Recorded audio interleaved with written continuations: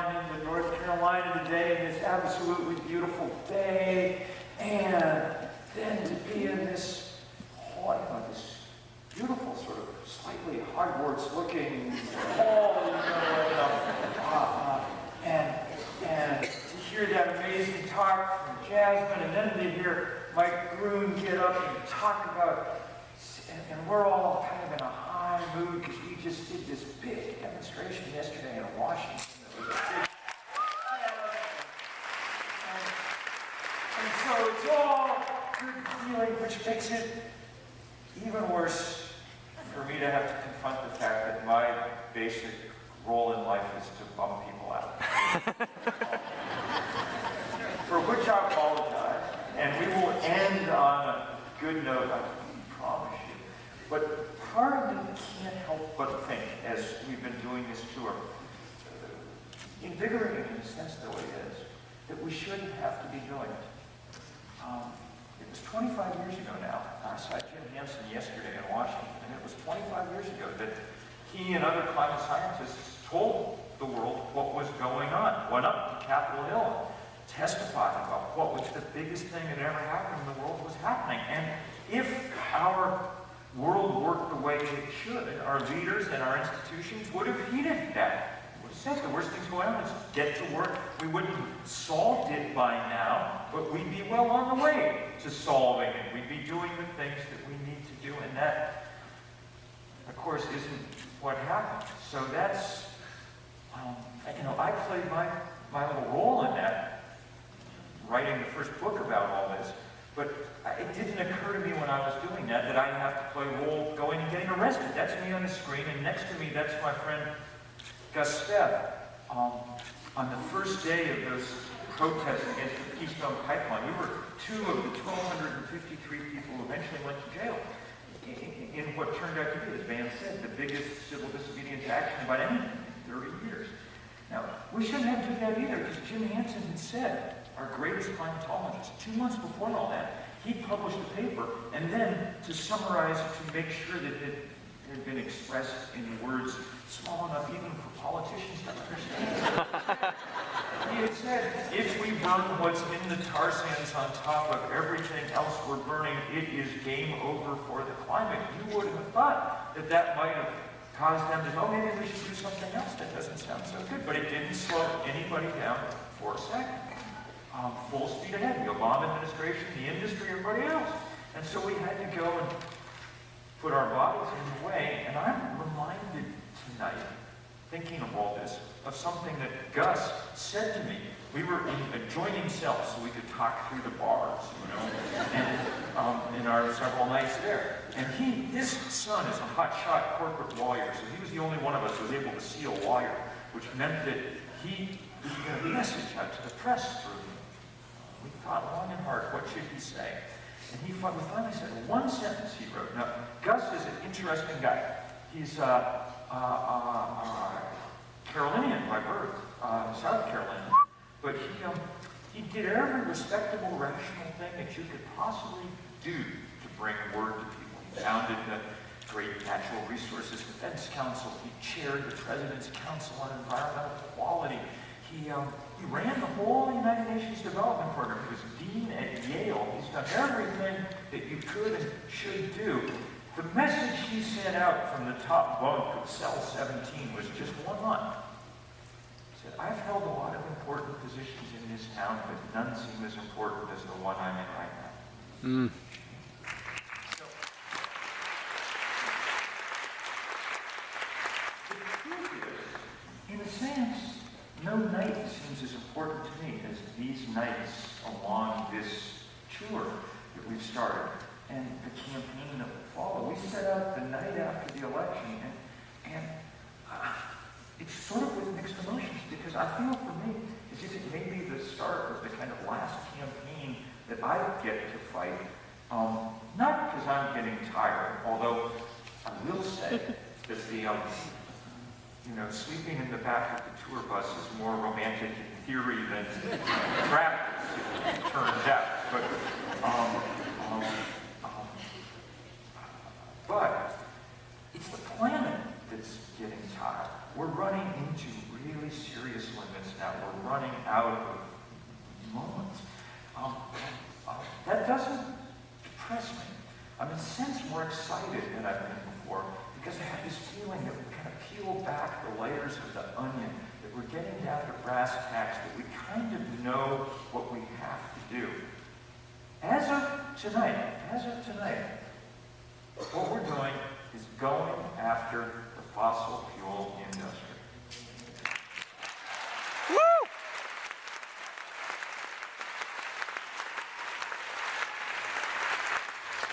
We're going to worry a tiny bit less about their bought and paid for politicians. We're going to go after them. That industry is trying to wreck the future, so we're going to try and take away their money. Now, they have a lot of money, it must be said, okay? And it'll be very hard work to go after them, and it won't all be exciting. Some of us may need to go to jail again before it's over, but long before that, it's all the work of being the citizen of a community or a state or a campus or a nation, all the work of petitions and meetings and phone chains and Facebooking and so on and so forth.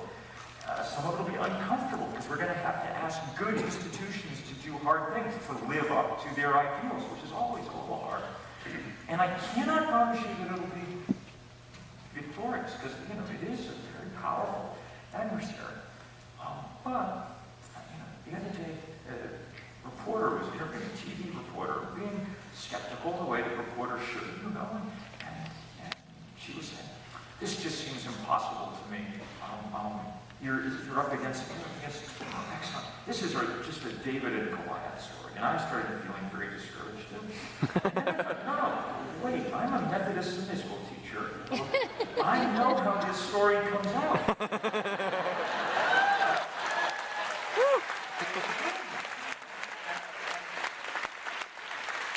cannot promise you that David, we will win, but I promise you we're going to fight, and I promise you something else that echoes what Gus said that night, which is, if you join in this fight, you'll be doing the most important thing you can be doing. Not many people ever get to say that, but there's no bigger crisis that human beings have ever come up against, not even close. And you're in the relatively small slice of people on Earth who both know about it and have some power to do something about it. And hence, if you get in this fight, then you will be doing the most important thing that there is to do. And that in and of itself, we shouldn't have to be here, but I'm glad you are here.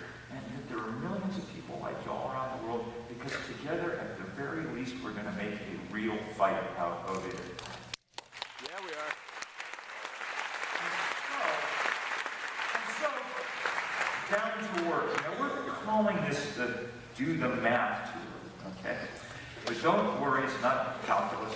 I know everybody here at Duke and everyplace else is very capable of doing calculus if you need to. Have to do it to get in, but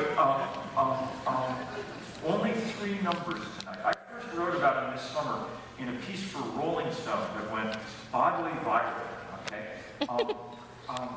It was the issue with Justin Bieber on the cover.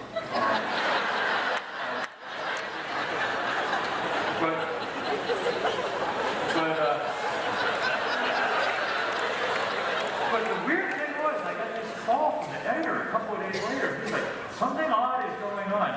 Your piece has 10 times as many likes on Facebook as Justin's.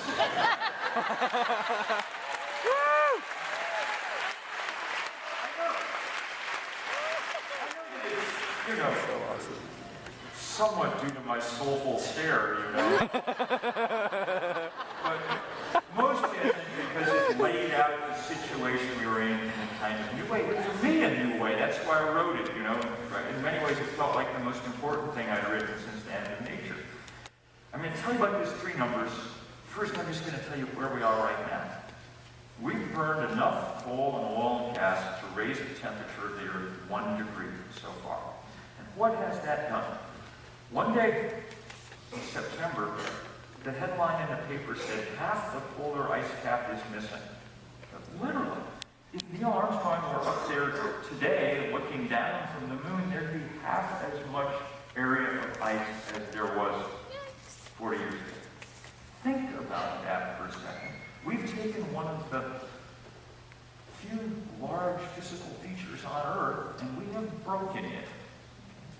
And right behind are the other ones. I mean, we've been traveling down the coast of the Atlantic on these last days, and the Pacific before that, and looking out at the beautiful oceans, and they look the same as they ever did, but if you stick a pH strip in them, they come out a different color. That ocean's 30% more acid than it was 40 years ago, because the chemistry of seawater changes as it absorbs carbon from the atmosphere. Think about the atmosphere, because, and this is maybe the key physical fact of this century, because warm air holds more water vapor than cold, the atmosphere is about 5% wetter than it was 40 years ago. And that, in turn, loads the dice for both drought and for flood. So think about, just even the last few months, think about the drought and the heat that stretched, well, the heat especially from North Carolina back west, through the most rich, fertile farmland on the face of the earth where stuff could not grow this summer. It got too hot. July was the hottest month ever in the history of the United States, any month, any year. And then we saw what the flood looked like a few weeks ago when Hurricane Sandy, lowest barometric pressure ever recorded north of Cape Hatteras, largest span of tropical storm force winds ever measured, 1,040 miles across at the height of the storm. When it came up New York, when it smashed into Manhattan, before we even knew what was going on at Mike's parents' house in the Jersey Shore out in Long Island where the worst damage was done, just those pictures of the water cascading into the subways of New York was enough to send a shudder down every spine. It just looked wrong. And all of that is because 1 degree is too much. I wish what we were talking about here tonight was getting away, erasing that 1 degree and getting back to normal, getting back to the Holocene, to the last 10,000 years of benign climatic stability. But that's not what we have the luxury of talking about, because right now we are racing in the other direction. The U.S. has cut its carbon emissions, as Mike said, a little bit. The trouble is we're also setting new records for the export of fossil fuel all around the world, and everybody else is lapping it up, and the planet produces more every year, and the temperature keeps going up. And at this point, the only thing that we can fight for is to try and avoid utter and complete calamity. Which brings us to the first number, okay? The world has defined utter and complete calamity as an increase in temperature of 2 degrees Celsius. Now, 2 degrees is too much.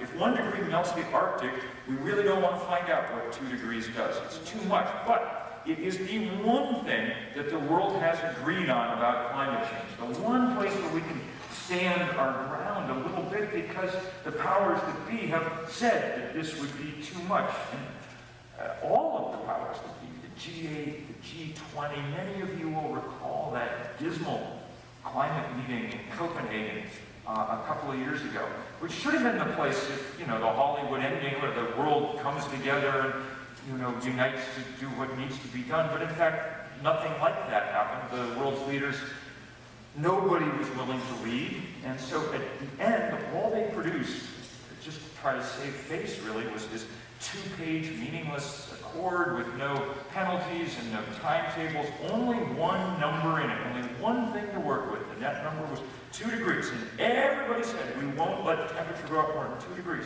Everybody signed it, the EU and Japan and Russia, even the countries that make their living selling fossil fuel, the United Arab Emirates, signed on. Even the most conservative, reluctant, recalcitrant countries, China signed it. Even the United States signed on, okay? 2 degrees, too much. That's the red line for the world. So, second number of these 3. Scientists have told us roughly how much more carbon we can burn and have some hope of staying below that 2 degree line. And the number is about 565 gigatons more carbon between now and 2050. 565 billion tons. Okay. Comes from a 2009 paper by a guy named Meinhausen, but it's now been confirmed by dozens of other big computer models. 565 gigatons sounds like a lot, like it would be a high limit, and you know, it is a lot. 565 billion tons is something, but at the moment we burn about 31 billion tons a year, and that number goes up about 3% a year, so we've got about 15 years before we blow past that number. And that's not the bad number here. Scary as it is, the bad number is the third one. It's the new one. It's the one that caused me to write that piece and for us to do this tour and to launch the campaign that will follow now in the years ahead to really go after the fossil fuel industry. The third number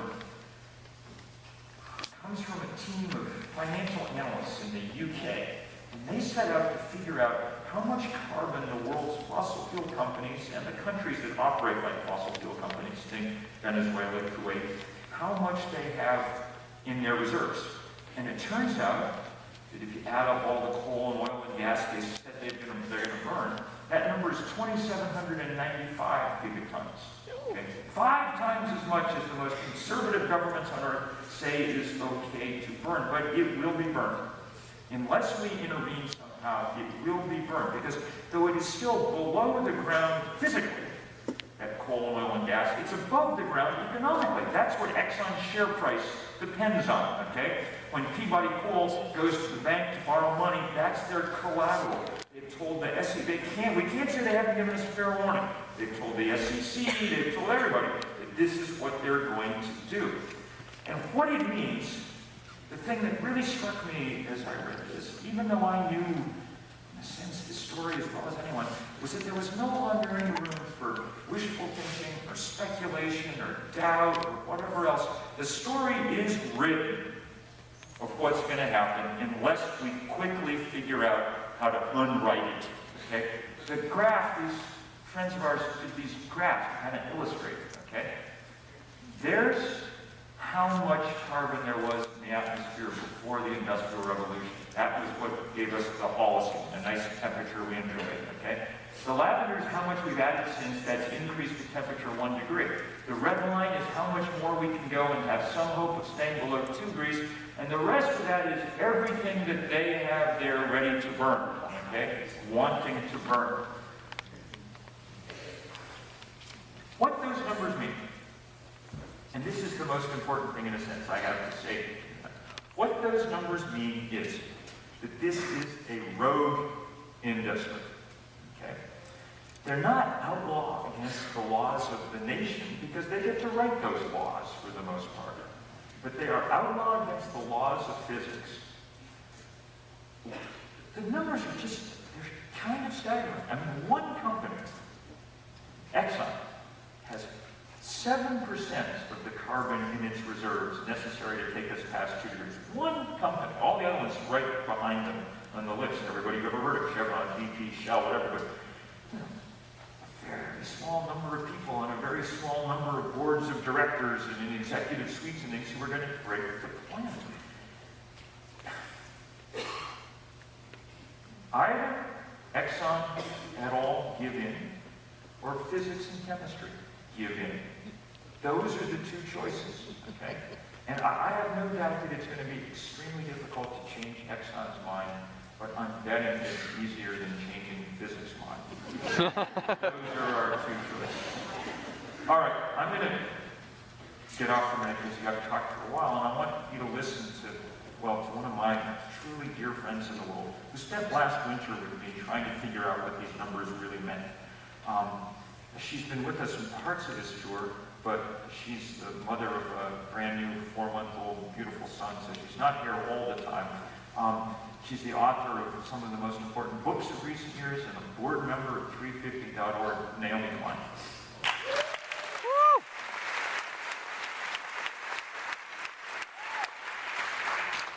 This is a very special occasion. We're starting something really big here. I think you can feel it. Now, I've been involved in a few boycott movements over the years. When I was a university student, we occupied the president's office, demanding that our school divest from South Africa. And I've supported boycotts against sweatshops, abusive farming practices, and military occupations. These were, and many still are, amazing movements. But this is different. In those cases, we were trying to correct something specific in a company's business practice, to get it to start paying its workers fairly, to stop busting unions, or to stop doing business with rogue regimes. After the company fixed the problem, as far as we were concerned, they could go on with business as usual. You know what I mean. If we go after Apple, it's because we want the company to pay its Chinese workers a decent wage, not because we want them to stop making iPhones. But with the fossil fuel companies, it's not that there's some slight problem with their business plan that needs correcting. It's that their business plan, the very core of it, is the problem. Because their business plan is to wreck the planet. That makes them a very special case, even within the realm of really bad business people. The only possible analogy is the companies that manufacture nuclear weapons, but at least those companies tell us their weapons won't actually be used to destroy the planet. They're just kind of there as a deterrent. Fossil fuel companies offer no such assurances. In fact, they're counting on their particular brand of weapons being used against your future, against the climate. Because burning carbon is the whole point of digging it up. Now, some people claim that we shouldn't go after the fossil fuel companies because the oil companies are us. They say the guy who drove a car to this event is just as guilty as Exxon, or maybe even more guilty because, according to the laws of supply and demand, consumers are supposedly demanding that they dig up all that carbon to power our lifestyles. And it's true, we could all be doing more to curb our consumption. But it's also true that most people would be perfectly happy running their lives on renewable energy if they could. Some people describe our relationship to fossil fuels as an addiction, and it's actually a pretty good analogy. Just like with getting off drugs, the hard work of carbon detox is ultimately ours. No one can do it for us. But in order for us to have a fighting chance of kicking the habit, we have to get the pushers out of our faces. And the pushers are the fossil fuel companies, the global carbon cartel. Going after them won't solve the problem, but it will create the necessary conditions for us to solve it ourselves. It's not like we aren't trying. Again and again, we've seen popular movements rise up to combat climate change. We all get fired up, and we start to recycle, and we start to bicycle, and we work like crazy to elect politicians who promise to build an economy based on green jobs and to pass comprehensive energy reform. And we invest our hopes in big environmental summits in Rio or Copenhagen. Again and again, over the past 2.5 decades, we have mobilized to make individual changes and to demand systemic ones. And again, this movement has somehow lost momentum, petered out. Why is that? It's not because deep down in our collective unconscious we really have some sort of death wish. The problem is that our profound desire to protect life on Earth is a direct threat to Exxon and Shell's desire to remain the most profitable companies in, as Bill puts it, the history of money. Their stock price is based on always having in reserve as much as they have in production. And that means the very thing we must do to meet the climate challenge, stop digging, is the very thing they cannot contemplate without staring in the face of their own demise. And by the way, it's not just corporations. Entire countries, the ones that heavily depend on oil revenues, end up waging a wholesale war on truth, attacking scientists and environmental groups simply because the truth challenges their economic paradigm. Faced with such a serious threat to their bottom line, these forces fight like they mean it. Every time the climate movement has gotten its act together, the fossil fuel interests have sent powerful lies into the culture and bankrolled their endless repetition. That climate change is a hoax, that climate action will destroy the economy, that you have to choose between good jobs and a healthy planet. They have bought our politicians and blanketed our airways, and they have attacked our movements from all sides. They have defamed us, infiltrated us, and tried to buy us off. In short, they have behaved as if they're at war, because they are. We really do want an end to their business model, not because we hate them, but because our survival depends on it. It depends on keeping 80% of their proven reserves in the ground. It's our side that's been kidding itself. For a long time, the environmental movement behaved as if climate change was the one cause that didn't have an enemy. that it was just a matter of getting the information out or finding the right technical fix, and then everyone would realize that we're all in this together. But here's the thing. We do have an enemy. We have a few of them, actually. The good news is we know exactly who they are. And as of right now, we're going after them precisely where it hurts them most. Remember this moment. This is when we got serious.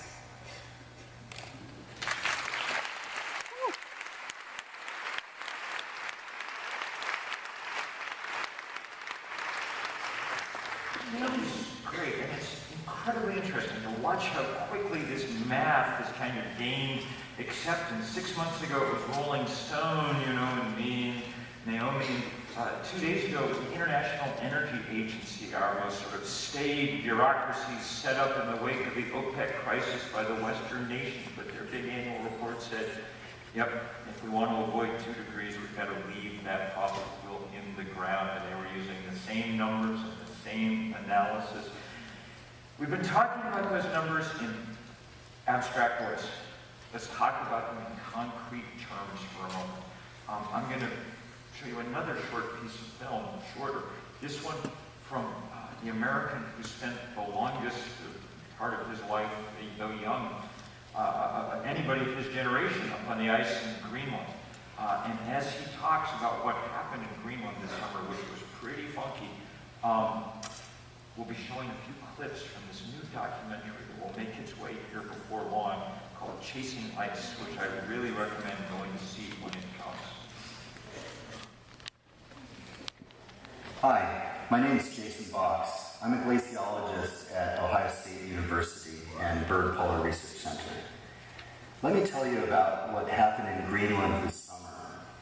I've been going there each year for 19 years now, making measurements in the field, comparing those with satellite observations. This year was a surprise, because as the satellite measurements also showed, the ice sheet surface was getting much darker than it had before.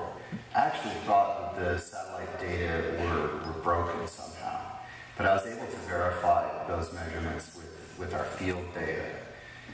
And what it showed in the picture that emerged was that this year the ice sheet absorbed about twice the solar energy that it normally does. And this promoted this extremely strong melting this year that was sufficient to wash out bridges that were built decades ago. It was clear that something was really different this year. It reminds me of back in 2007 how the science community was surprised about the Arctic sea ice decline in that year, which dropped kind of off the chart. And that process has continued. We're starting to see that around Greenland, and it's clear that an abrupt climate change is underway.